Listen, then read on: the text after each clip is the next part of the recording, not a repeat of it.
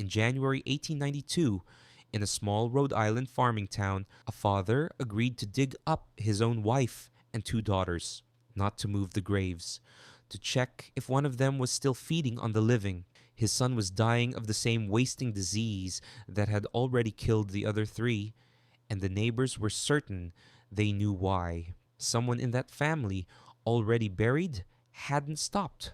That's not a scene from a horror movie. That's a real morning with real shovels, and it's the reason you've probably wondered at some point late at night whether there's actually something underneath the story. So let's actually take the premise seriously for a second, not as folklore, as biology.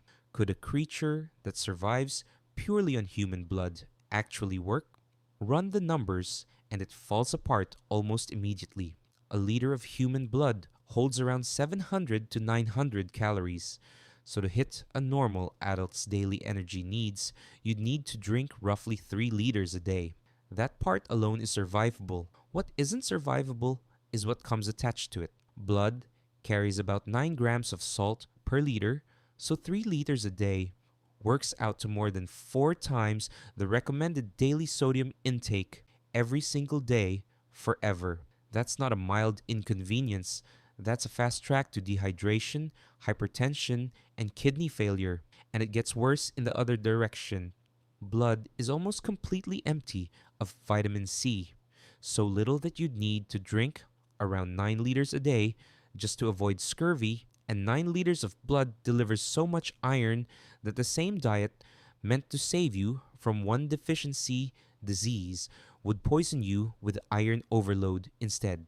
There's no version of this that balances. Get enough calories, and the salt kills you.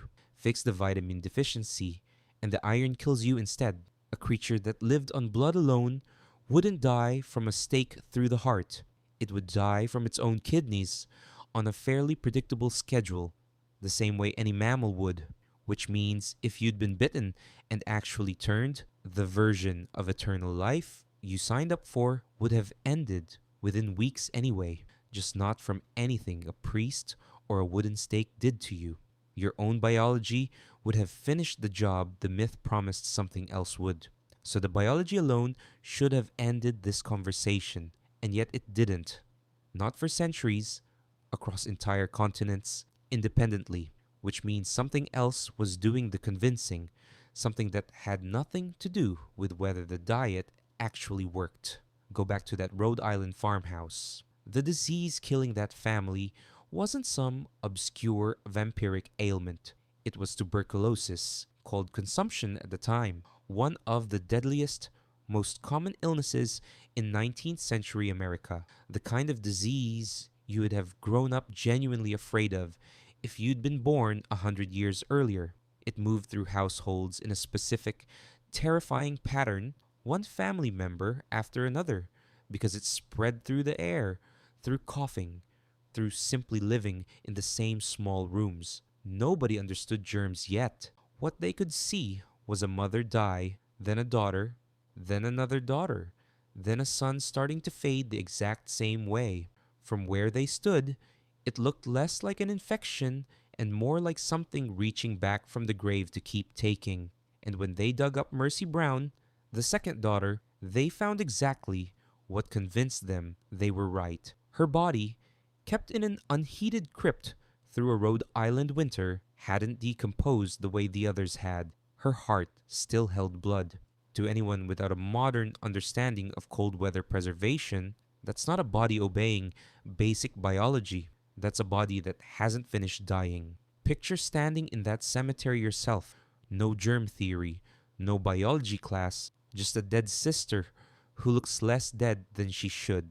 You'd probably reach for the same explanation they did. Not because you're gullible, because the alternative, that illness can simply move through a family for reasons nobody can see or stop, is a much harder thing to stand in a graveyard and accept. So they did what more than a dozen other New England families had already done in cases just like it. They burned her heart, mixed the ashes into a drink, and gave it to her dying brother. He died 2 months later anyway. That's the human origin. It still isn't the deepest layer because biology and history only explain why the myth could take root and why it felt convincing at the time. Neither one explains why the story should have collapsed the moment anyone actually tried to run it forward. In a 2007 paper, two physicists, Kostas Eftimiou and Sohang Gandhi, did exactly that. Take the legend completely at face value. One vampire feeding once a month, turning every victim into a new vampire, starting on January 1st, 1600, against a global population of roughly 536 million. Run the doubling forward, and the entire human species is gone within about 2.5 years, not centuries. By the summer of 1602, there's no one left to feed on and no one left to be afraid, which means the very fact that you're watching this right now is itself the proof. Vampires, exactly as the legend describes them, are mathematically incompatible with the fact that humans still exist, not a hunch, a closed loop. If the story were true, none of us would be here to keep telling it. So none of it was really about blood. It was about something your own brain still does today, quietly, whenever suffering shows up without an obvious cause. Tuberculosis was invisible.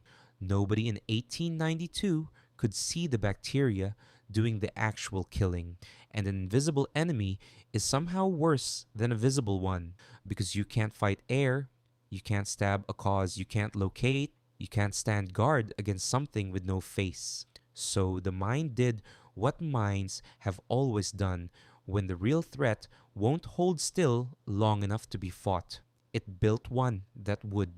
You still do a smaller version of this. A relationship ends for reasons too diffuse to name, and you find yourself needing one clean villain to hold it against. A run of bad luck that's really just statistics gets a story stitched onto it because random and cruel is somehow harder to sit with than cruel and intentional. The enemy doesn't have to be biologically possible. It doesn't have to survive the math. It just has to be something you can finally point at.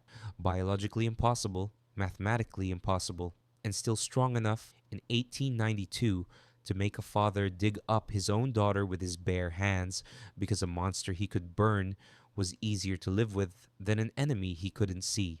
You've never burned a heart on a pyre, but you've built smaller versions of the same fire out of far less for the exact same reason.